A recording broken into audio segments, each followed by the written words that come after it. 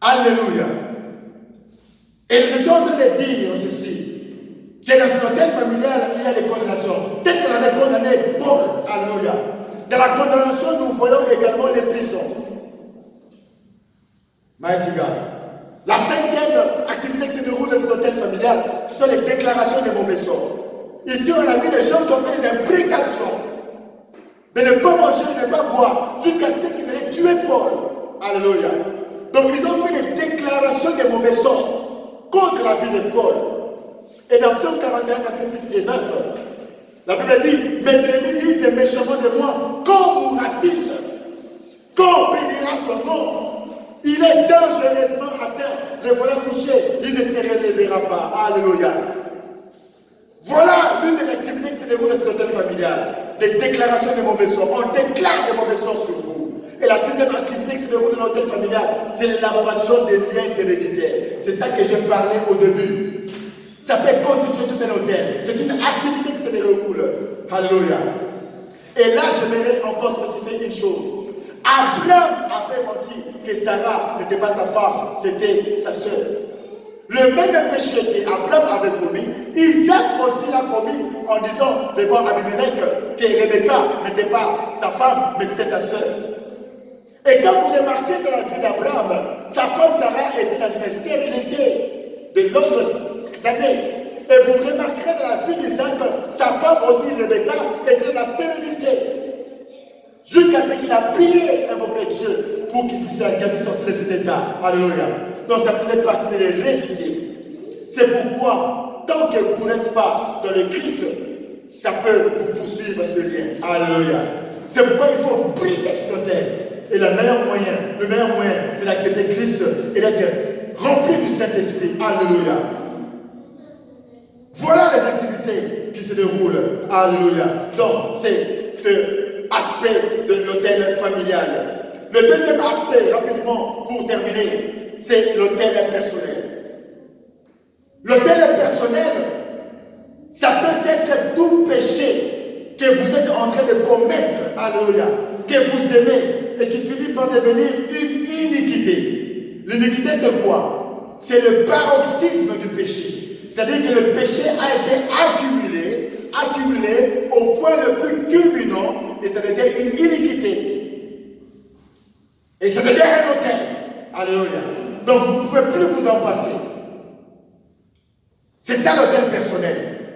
Et dans l'hôtel personnel, on voit deux domaines clés pour lesquels vous devez normalement renverser afin de pouvoir conquérir le territoire qui est occupé. Parce que dans l'hôtel personnel, nous voyons deux domaines.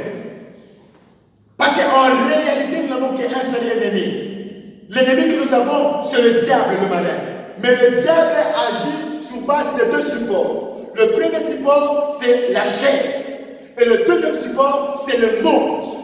Voilà pourquoi, en tant qu'enfant de Dieu, si vous n'arrivez pas à traiter les problèmes de la chair et les problèmes du monde, c'est par ces deux domaines que le diable vient pour vous tenter et pour vous renverser.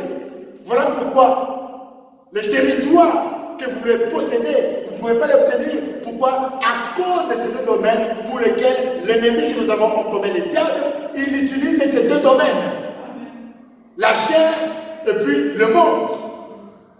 C'est pourquoi la Bible dit dans Galates chapitre 5, verset 19 à 21, « Or, les œuvres de la chair sont manifestes. Ce sont l'impudicité, l'impureté, la dissolution, l'idolâtrie, la magie, les inimitiés, les querelles, les jalousies, les animosités, les adultères, les disputes, les divisions, les sectes, l'envie, l'ivrognerie, les excès de table et les choses semblables. Ça fait partie des œuvres de la chair.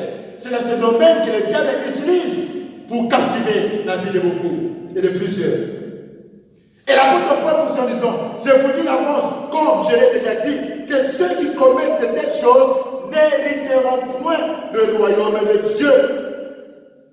D'où la chair est le premier domaine par lequel l'ennemi que nous avons en commun agit.